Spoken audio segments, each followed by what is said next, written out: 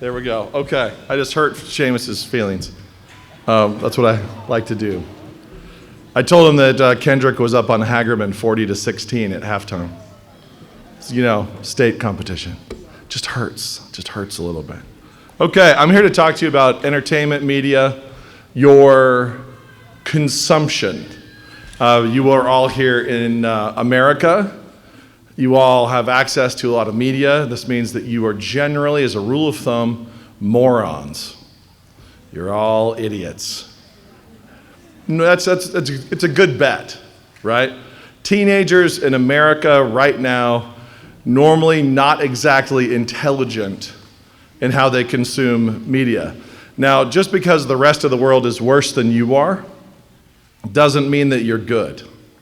Doesn't mean that you're smart or that you're wise or anything approximating that. So right before this, I got off of a Zoom pitch with a producer who had this whole song and dance about a show they wanted me to work on, and one of their stats, one of their details that they were presenting to me why this show mattered, is that the average urban teenager currently, England and America, spends 9 hours a day on screens. So, 9. And you guys are way below that for the most part, so it's easy to feel good about yourself. And I'm here to say you should not feel good about yourself. We can do better than just beating such a low bar as 9 hours a day. I've got 3 basic parts to what I'm going to say to you. I got some of the insults out of the way at the beginning. Don't worry, I'll come back to them. I'll say some insulting things, but I want to start kind of broadly by asking in general, like why this matters. And I want to point out something that maybe you have noticed, maybe you haven't, but in our design, the way God made us, is the stories we consume matter more to us than our own lives. They shape us more than things that actually happen to you. You retain them more permanently, and you imprint them in your imagination and your memory far more effectively than you do walking through your day. So if I was going to pick somebody who likes The Office, any Office fans? So from you all, anybody who's like a really intense Office fan here? You are? Or do you want to name somebody? I could go with a senior. I can go with Max Hawthorne. So if I said to Max, Beach Day, we could start talking about the Beach Day episode, and you can remember so much of it. All these scenes, dialogue, you can recite dialogue. Like you could patter it off. There's all this humor in this narrative. It's imprinted in there. It's a funny episode. It's now there. And if you've seen Beach Day, it's there for you as well. Everybody else can remember all these different sequences. And we could do that with so many episodes. Now, that is a very long TV show. Many, many seasons. Many, many episodes. Apparently monotonous. Like docuseries style around an office, and a big part of the humor is that it's really boring. It's really dull, and all you have is these interpersonal dynamics and hilarious characters that stand out in these really awful ways. But you can remember this really well. Now, if I were to say to Max, and I could be wrong, last Tuesday, all the dialogue come flooding back. Do you remember what you ate? No. Do you remember when you woke up or when you went to bed? No. At all. Max, when's the last time you watched Beach Day? Way back. The way God made us is that stories in your imagination are like tattoos. They stick. They're there. Once you've seen it, once you've ingested it, once you've consumed it, you cannot backspace or delete. Good or bad, it's there. It is now part of you. It has marked you, and it is in your imagination. It's in your imagination, in your memory, more permanently than days from your own life. Now, I say last Tuesday, Max doesn't know. Maybe I say, hey, 3 birthdays ago. It was a big day.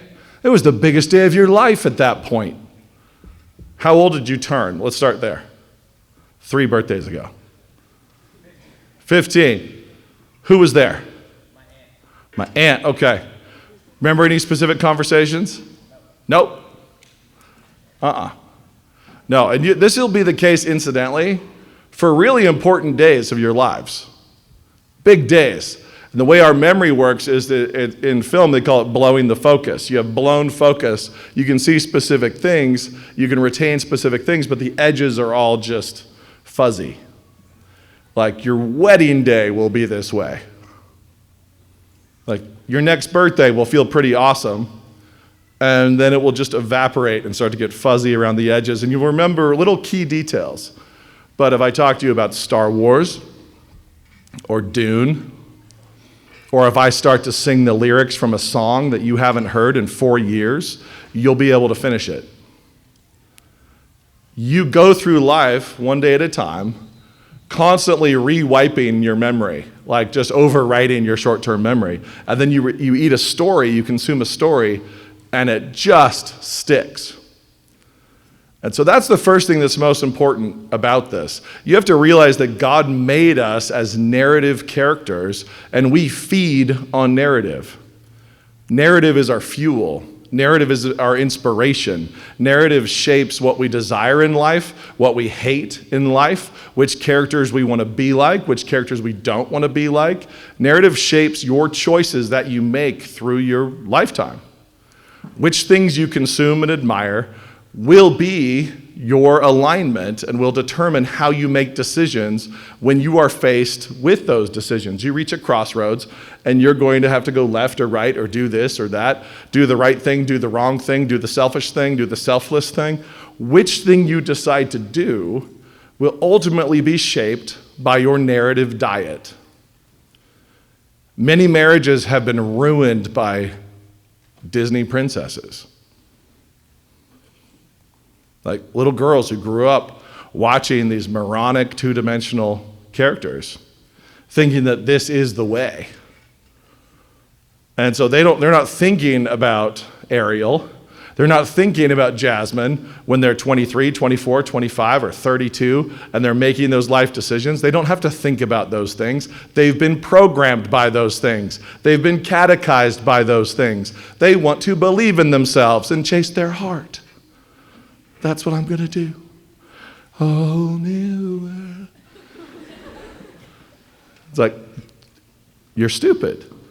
And what I've told many, many older kids than you, college students through the years that I've taught, is if you watch stupid movies and watch stupid TV shows, listen to stupid music, you can add in reading stupid books, congratulations, you're stupid. You're now dumb.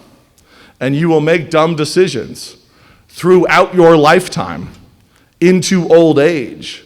You will be selfish or selfless, courageous or cowardly. You will have all these things aligned in you based on the narrative diet that you give yourself, that you consume. That's part one. That's why this matters.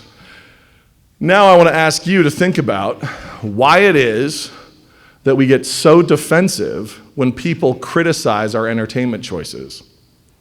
I know there are certain things I could start to talk about right now, and a whole bunch of you would feel your spine stiffen, and you would get a little bit rebellious and want to fight me about it.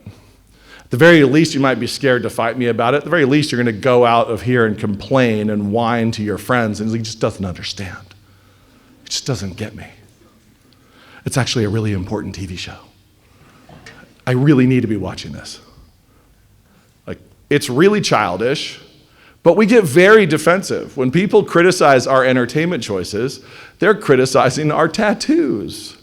They're criticizing these permanent life choices we've made for our minds and our imaginations. And we get very, very defensive because we feel like we can't change it. It's part of us. The stories we consume and the stories we love are part of us. So me insulting them is like me insulting your face. And you get very offended.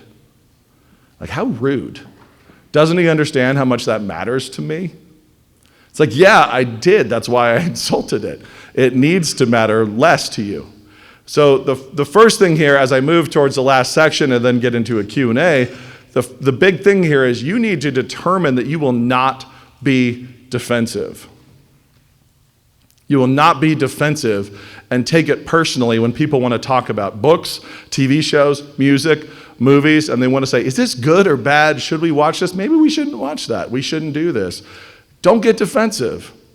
Remain objective and make a decision apart from your emotions about what is or is not the better thing to be consuming. Like if you get emotionally invested in what you consume, you are no longer in any way objective or neutral, and you're going to make bad decisions. You just will. So you have to determine that if you feel that reaction, if somebody's criticizing something and you feel yourself emotionally reacting to that criticism, you are already wrong. That's the first sign that you're wrong and you hold the wrong position. You're in the wrong if you are all emotionally invested in this fight. It's just a problem. It's a pretty significant one. And I'm sure you've experienced it. Anybody here ever had an argument about a TV show, a book, or a movie with your friends, and then seen people get really emotional? I think Mr. Rauch up there is actually famous for getting really emotional. Over here, yes? We got a little emotion over there? Yeah, we can get really emotional. Like we can be like, how dare you? How dare you insult this film? How dare you insult this video game, book, whatever? I think Hunger Games is fantastic. Curse you. Like, how dare you attack Hunger Games? Hunger Games, let's just move on from that, is trash. It's really, really bad. Now, let me add to that, very skillfully constructed. She's very good at what she does. That makes it more dangerous, not less dangerous. There's a bait and switch between Darwinism, survival of the fittest, and this fake Christianity. She'll trick you into it. Oh, it's self-sacrifice. Look at what Katniss is doing. It's so sacrificial. And then we move into murdering children in their sleep.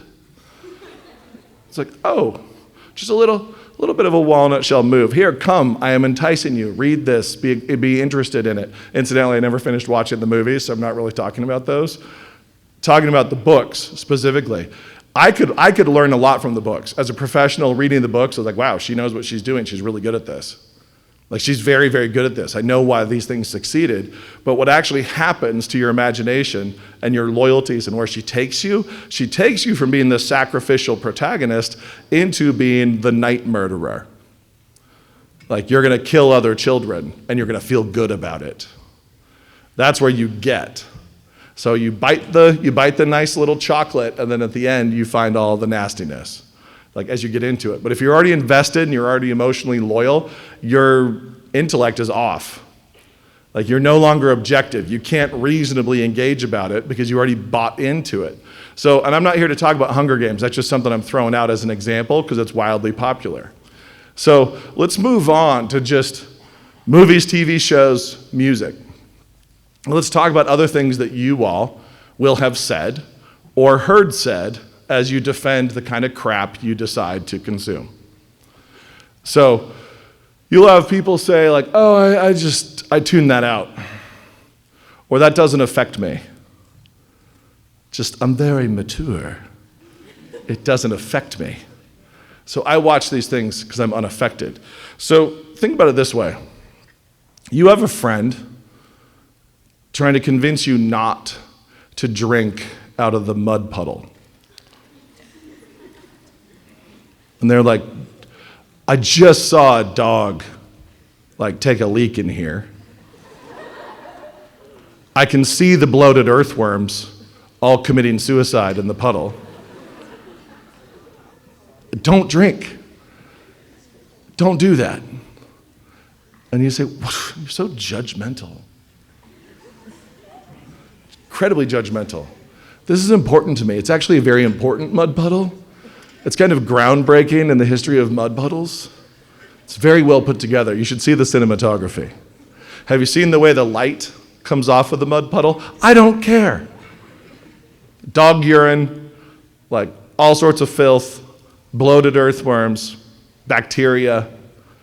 You're going to have diarrhea for weeks. I don't care. I don't let that affect me. Really? You just don't let it affect you. Right. I'm not affected by that.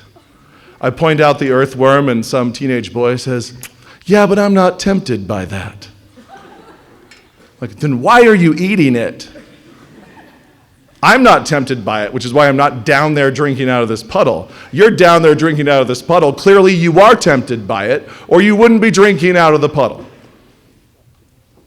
at all. I'm not affected. Oh, you're affected. The earthworm's going in. All the other things are going in. The bacteria is in. You all are smart enough to know that you can't mentally opt in or out of viral and bacterial infections in water that you consume. And yet, like a bunch of idiotic baby birds, you'll just open your mouths and consume whatever Hollywood feels like firing in there. You would never do that with any other fluid, any food. You just wouldn't eat off the ground. You definitely wouldn't go down to the gay pride parade and eat off the ground. But that's what you're doing when you just say, what's on Netflix this weekend? You're down at the pride parade, just consuming the next thing off the ground. That's what it is. So when you're deciding whether to drink filthy water, infected water, whether to have gonorrhea and dysentery and other things in your imagination, in your memory permanently for all time, to just be marked by this permanently, or whether to drink clean water, why is it that some people are so insistent that they get to drink out of the filth? Why is it so important to them that they drink the dirty water? And the answer is, I would submit to you, because it's dirty. They're there for the dirt. They're there for the grime. They want the bloated earthworms. I'm not affected by that. Really? You keep going back to it over and over and over again. You keep listening to that song over and over and over again. You keep hearing those words over and over and over again. And you're like, yeah, but those don't matter to me. It's like, okay, well, turn it off. If it matters so little to you, it should be easy to turn it off and stop. And this is like talking to any other addict or junkie when they try to convince you that they don't have a problem. No, I don't have to do that. I don't have to smoke. I don't have to pull my eyebrow, says somebody with no eyebrow. You know, there's different fixations people can have. There's people that just pull their hair out. There's people that have all these different little tics. And if you're telling them they have a problem and you should stop ripping your own eyebrow out, and they say, oh, I could stop any time. Well, okay, great. Let's start now. Let's start now and see how easy this is for you to stop. The reason why Hollywood cares so much, the reason why people pay huge sums of money to have a character in a show use this brand of laptop, not that brand of laptop, is because it works.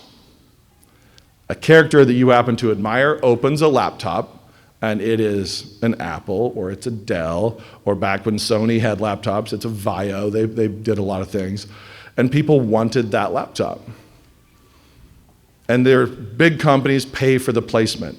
They pay for product placement. So this character is drinking Pepsi, not Coke, driving a Ford, not a Chevy. All the brands that you see in TV shows and in feature films are carefully selected and usually paid for, because it modifies your behavior. The reason why it's valuable is because when you see those things, you're going to behave differently. So if you see somebody who is on, one of those Android phones, it's terrible. I joke. You can make it cooler and cooler and cooler, or you can make it dorkier and dorkier and dorkier, depending on where it is in the TV show, which movie, and how it's played. Because those stories are permanent, and they're going to mark your memories forever. And you're going to retain what they want you to retain which is loyalty to certain things, disloyalties to other things, and so on. So there's a buddy of mine, first an entertainment lawyer who'd been in LA for a long time, first introduced me to the concept of the pink mafia.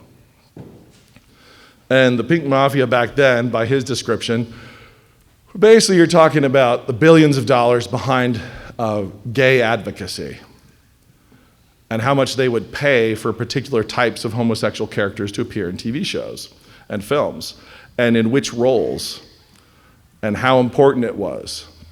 And I'll tell you that when you're in rooms talking to people who are not Christians, they're just secular people from Babylon and Hollywood trying to make shows, they still have the need to feel virtuous. They have the need to feel righteous, even if they don't have any kind of faith or religion at all. And they have their concept of the good and the true and the beautiful. It just happens to be bad, ugly, and false. But they have it, and if they push it, they feel better about themselves. And they'll take money, and they can take investors, and if you tell some groups of people, like, hey, you're not going to make any money on this movie, but I need tens of millions of dollars because I want to support the trans movement among teenagers in America, you can go get that money, and they will pay for those stories to be made. They're doing this consciously to try to affect the culture in which you live, to affect you, and to affect your peers. Even people like Sleeping Cadman. Okay, never mind. You woke up. Hi, Cadman. How are you?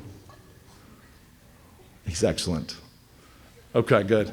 So as we move on, as you guys start to move forward and you watch the next show, the next movie, read the next book, listen to the next music, suddenly become fans of the next pop star. And she's so misunderstood. I know all the devil worship is there, but it's not, she doesn't mean it. Oh, really? Oh, that's a relief. It's okay then for you to memorize all those songs and to sing along at top volume, to be catechized by those things. This is as simple. This shouldn't be a complex topic. It's as simple as saying, let's not drink filthy water. Can we not eat rotting meat that we found in the ditch? Can we not drink filthy water, please? Can we drink clean water? And the reason why we run into a problem here is because you all are narrative creatures and you have narrative appetites way beyond the amount of clean water that there is. And so you want to watch more, read more, listen to more, and you run out of the clean stuff. And the mud puddle starts looking pretty good because you want more stories. You want to consume more. You want to see more. You want to doom scroll a little longer or whatever you have going on. You want that. And you run out of the clean stuff. And so then you pivot. Now that happens. That's kind of how people start. But then you realize, like, wow, if I was willing to drink filthy water, I would never run out. There's just always filthy water available. It's just there. There's multiple streamers, and they all have unlimited amounts of filthy water available to you. But when you go try to find good shows, it's kind of tough. It really is difficult. A show like Severance, season 1, great. Season 2, oh boy, we're in the landfill. Like, we're taking this into a really dark and awful place. They betray you. Something that was clean becomes dirty, and so on. So you're narrative creatures. You want more stories. You want to read more books if you have time in your busy schedule. You want to watch more stuff. You want to relax your brain. You want to sit back and not really have to think or engage, which is always a bad idea. Don't do that. That's the baby bird thing. I just want to open my mouth and just receive whatever it is Hollywood has given me. Let's not do that. Don't ever do that. No, you can't trust those people. But we run out of good stuff. And so I would encourage you, you'll know also how this works when different people in your classes and peer groups think that filtering a show is really dorky and that's for children. I'm very mature. I don't have to turn the nudity off. It's like we now live in a time when, thanks to the Mormons, we have multiple platforms, multiple water filtration systems where you actually could scoop water out of a puddle and dump it through a Brita water filter and be like, oh, look, all the worms are staying up at the top. I don't have to eat them. And you're like, yeah, but that's for dorks. I want to eat the worms because they don't affect me. It's like, get over yourself. They absolutely do too. The reason why you're progressively becoming more and more of a terrible person and more of us don't like you is because you're consuming this stuff. Like, it affects you, and it will continue to affect you. So be the dork. Be the dork. Use VidAngel, use ClearPlay, turn the crap off. And then you'll realize how rarely there's anything good there. There's some shows you're like, I could filter this. And you're like, and then I'd realize that's all there was. It was all earthworms. That was it. So this whole thing is no longer worth it. And you just skip it completely. Now, I will also say, and I'll acknowledge this before I get into Q&A, there are some bubble children. And in a group this large, there's probably a few of you here. Like the overly righteous, pious Sunday school kid who's going to get all in your feels and indignant about one curse word in a show. It's like, that exists too. In the Christian world, they're really uptight, fussy, prissy, prissy boys are worse, but prissy boys and prissy girls who are going to be really indignant if there's an S word. I heard an S word. Like, okay, well, you do need to have some immune system. There needs to be some capacity. You shouldn't be such a bubble child that if you go to the grocery store and you hear somebody use the S word in the parking lot, woo, now you're infected and you're just going to hell now. You're on the bad road. Like, you got to have some resistance, some immune system. But when you're out there hunting around looking for it and hearing it as often as you can and trying to be around it, you've got a different problem. So I know in this group there'll be some prisses, and you all should stop it. You should set the filters on VidAngel and leave one of the bad words on. Just see how much you can handle. It's like, okay, there's the gauntlet. The gauntlet's been thrown down. Oh, so I understand there's a self-righteous, pietistic, pharisaical version that comes out, but at this moment in time, I want to say to you, that's really not the biggest problem that you all have. The biggest problem that you all have is that you have, on an imaginary, like imagination level, I don't mean imaginary like fictional, I mean on your imagination level, on your spiritual level, you have chronic diarrhea because you're just drinking out of puddles constantly. You're doom scrolling, you're on Netflix, you're watching stuff you shouldn't watch. Overwhelmingly, that's the problem we're going to have with teenagers in this world right now, not the prissy ones. So there's a few of you who'll be on the prissy side of the spectrum, and you have your own problems to deal with. But most of you are doom scrolling too much, you're streaming too much, you're watching things you shouldn't watch, you're consuming things you shouldn't consume, and you got to realize that all of those things are marking you more permanently than your own life is. Your own experiences do not mark you as deeply as the stories you consume will mark you. Are there any questions? Mr. Rauch.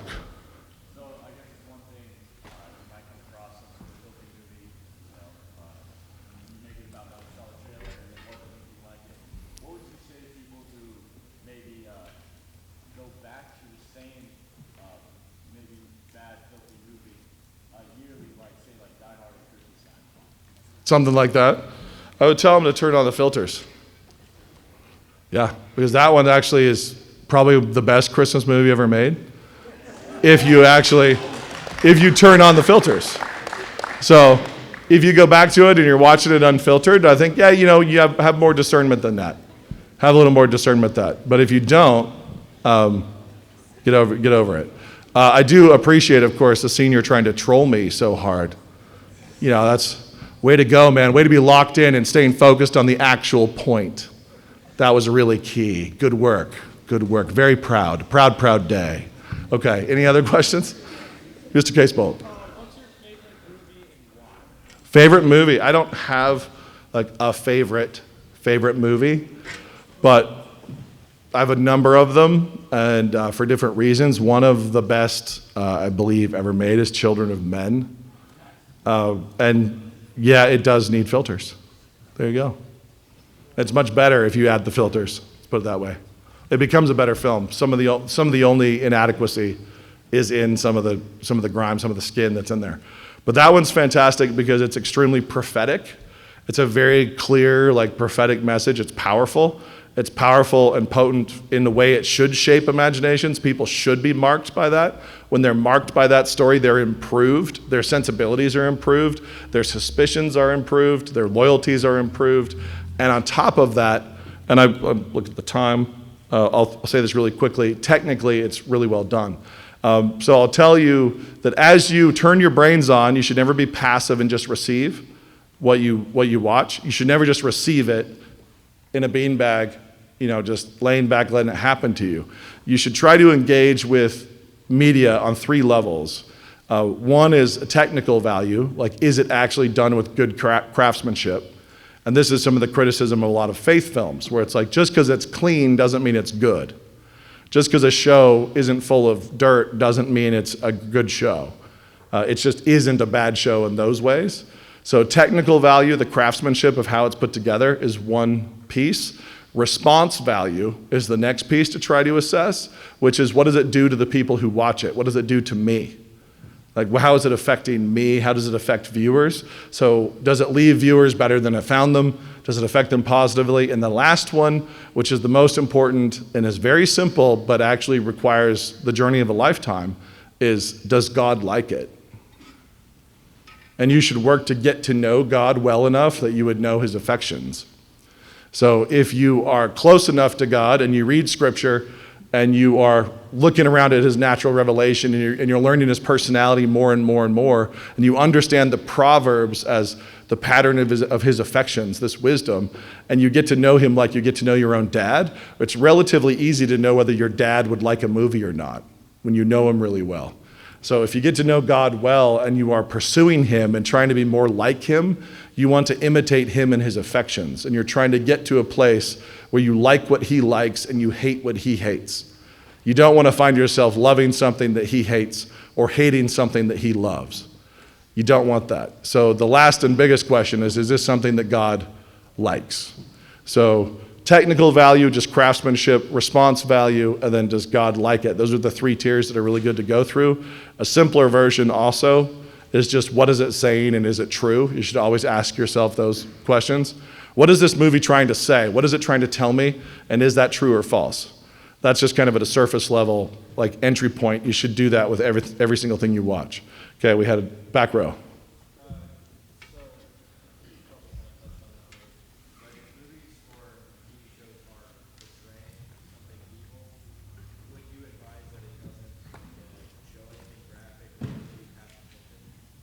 Often, yeah, but it depends on the nature of it. So I'll ask you this, and this could take us very far afield. So I won't go all the way over there. But how did we fall? When mankind fell, what did we eat that we weren't supposed to eat? Let's go, Bucky. Come on now. Let's get loud. I want to hear you. I'm mostly deaf, by the way. Fruit of what tree? Knowledge of good and evil. What is bad for us? The knowledge of good and evil. Right? It's why we're all dying, because we ate of the knowledge of good and evil. Just because something is good doesn't mean that we need to know all about it. And just because something really happened and is evil, but it really happened in the world, doesn't mean that we will benefit from seeing it and exploring it. So a man and a wife on their wedding night, that's good. We shouldn't know about it. You know, we don't, it's not going to benefit anybody for us to know all about that. It's like, that's, the knowledge of good is over there. Like, we don't need to know. The knowledge of evil is easier to say, like, actually, this is really unhealthy for us to know about. I need to give this to God, trust other people. People of different gifts have to have different capacities to handle things. Pastors have to have a really high capacity for the knowledge of good and evil. They have to be able to sit with people and go through some gnarly places and help them through it. They have to be able to know about some very evil things. They have to know about good things too, that like are not beneficial for most people. Cops have to be able to walk into some really gnarly places, right? They have to be able to exist with that knowledge. And a lot of people, veterans, people who've been in combat, police officers, break because they cannot handle the knowledge of good and evil. It breaks them. It breaks all of us. We can't go there. We can't be there. Like, how long could you sit in an abortion clinic and watch abortions before you were just broken? Like, you would be broken. But you could go over and say, I want to do something else. I'm going to go find the good, and you go chase something else that God made that's actually beautiful and beneficial, sex and marriage, and you want to know all about it. You could break yourself over there too. It's not good for you to be there. So the knowledge of good and evil is not something we just have the ability to absorb and think will be fine. So if we're talking about certain types of violence, then it's really not going to affect you as much. There's a kind of gratuitous, celebratory gore that will affect you and will be negative. Sex, obviously, better off screen. The word obscene means off the stage, like it's actually happening over there. So you have a play that's happening and there's the knowledge of something immoral that happens. It happens over there, off stage. And then we become aware of it and it plays out in the narrative over here. But it doesn't benefit us to go there. And now even more so, it doesn't benefit the people who are making the show. The people who are lighting it and putting makeup on there. I think it's really important that we have a butt shot right now. Makeup, lighting, we've got to light it correctly, we've got to bring it all around, we're going to use a body double, we got to get the right gluteal proportions. We have a whole committee working on this. There's literally like a football team of people who are setting the stage for every single shot. And then people watch it as if it just happened by coincidence. No, there's makeup people, there's lighting people, there's costuming people. All the camera angles have been tested. They're doing multiple takes. They're doing rape shot, take 37. You know, like that's what they're doing, and it's horrifically bad. And then we just treat it really casually when it goes by on the screen. But it is intentional, it's awful, it's debased, it debases everybody involved, and it finally debases the consumer who watches it. And so every single part of it. So go back to my mud puddle analogy. It's like, it's not like, oh, it's just there's some random worms in there who got in there by accident. There's people over there on their hands and knees with tweezers placing, different bacteria and rotting flesh and, bloated earthworms in there on purpose, staging it. Somebody's bringing the dog over to pee in the puddle on purpose. They're training the dog to do it, and then they're serving it to you. Like it's very, very planned and orchestrated, and then people are very casual about how they respond to it. Okay, any other questions? Right here. Oh, I'm not talking to you, I'm talking to her. Let's just ignore you.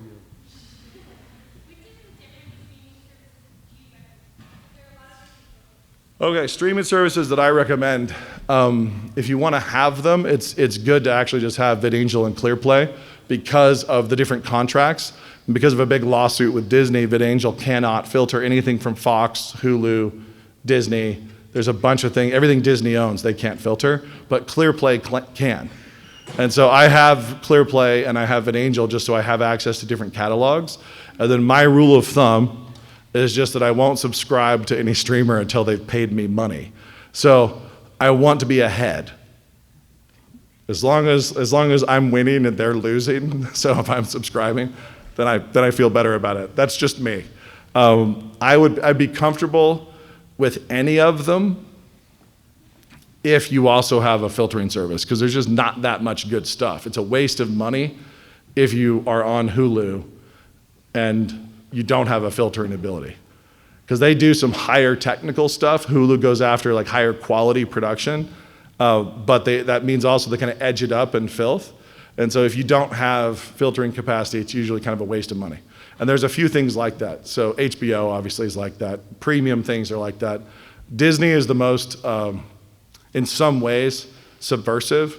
In other ways, they've got the Pixar catalog and they've got all the old stuff and they've got a lot of great things. Amazon is there because you want your dish soap to come to your house for free.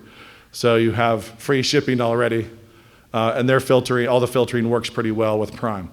So we end up using Prime often because it's the easiest to filter with.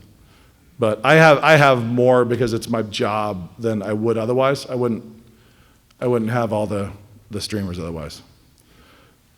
Down here. Okay, I'm coming closer so I can hear you.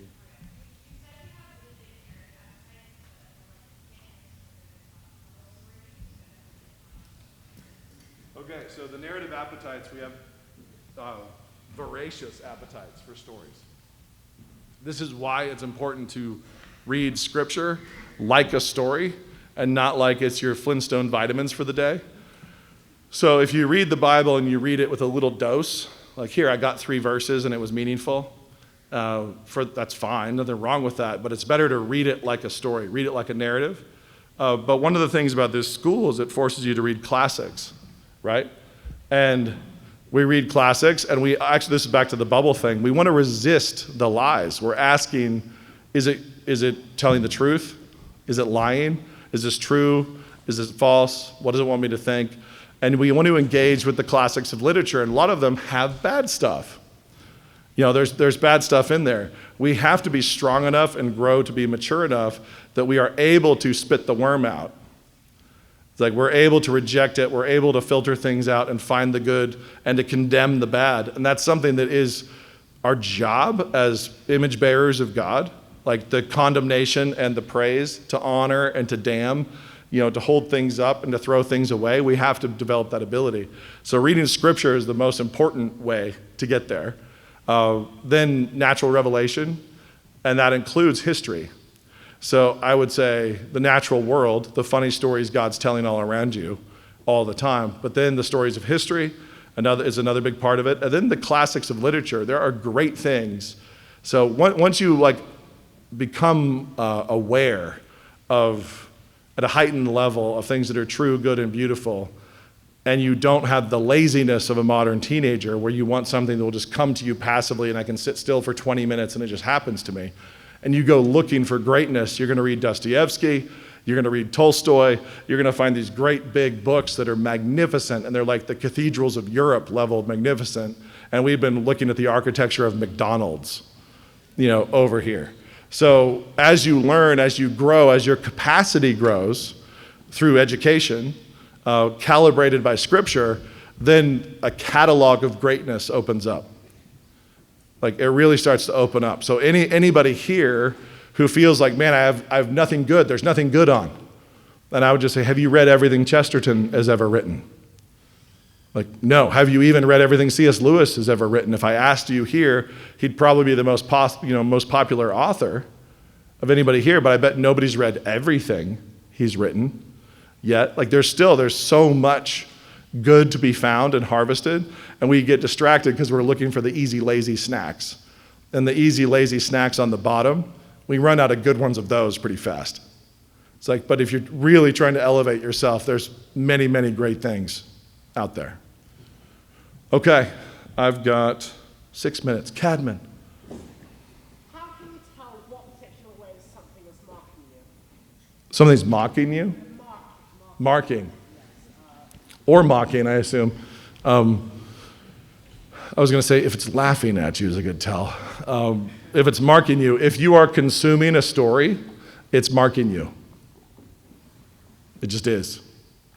And you cannot escape it. And so it really is. It might not be harming you grievously, but it is affecting you. And so I would also say you want to build up the skill. I didn't have this for a long time. So I'll say true confessions.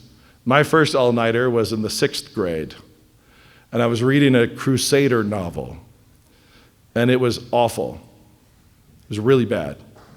So this was a terribly written novel. I was in the 6th grade, but it was violent and it was exciting. But I was really sick of it. And I really wanted to be done with it, and I didn't want it to stay around. I was like, this is gross. I don't like this. I want to throw it away. And the only way I knew how to get rid of something was to finish it. And so my dad found me in the morning, and I was finishing this big fat novel, and I just read all night on a school night, pulled this all-nighter reading something I hated so I could get it over with. And I had to learn the skill of throwing something away. So turning something off, throwing something away, not wasting my time on it. I'm reading something like, okay, I get it. I understand the concept. I understand what you're trying to do. The filth just isn't worth it. Rejected. Or this is stupid. I don't want to get dumber, so I'm not going to finish this book. I don't want to get dumber than I already am, so I'm not going to finish this movie. I'm not going to finish this show. The ability to turn something off and walk away or throw a book down and never go back to it if it's awful is important. And that's a skill I didn't have until much later. My wife got me to read this big book called The Fountainhead early in our marriage, which I hate. And I got to 50 pages to the end, and it was 1,000 pages. And then I threw it across the room. I never finished it. I was like over 1,000 pages, and I rejected it with 50 pages left. I was like, whatever.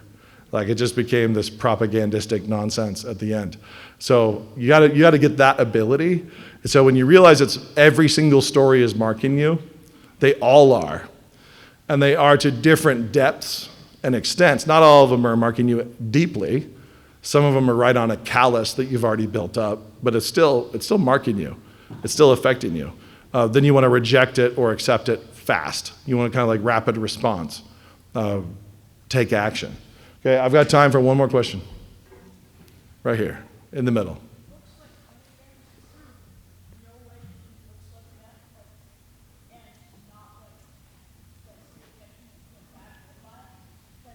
Yes, there is. So I read it, right? You've read it. I would never say to you, you should not have read that. Like what I should say is your brain should be on, and you should be asking yourself the whole time, what is it saying, what is it doing? And you should see the magician's trick when there's a bait and switch. And you should understand what just happened and what the author just did.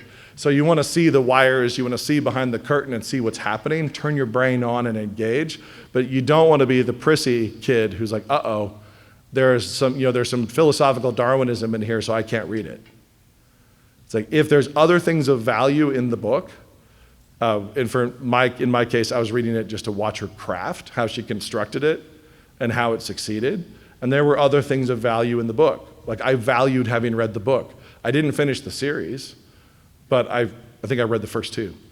The first one I learned a lot from, but I could see all the magician's tricks, like all the things she's doing to try to fool you into being loyal to a killer, and also the suicide pact, really?